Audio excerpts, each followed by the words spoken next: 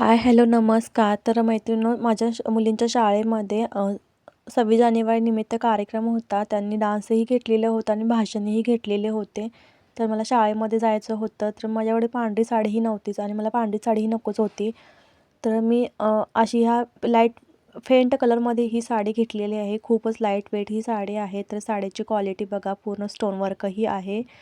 खूपच light weight soft असं material आहे. तर बघू शकता, ब्लाऊजही पीसही त्याचा खूप छान असा आहे.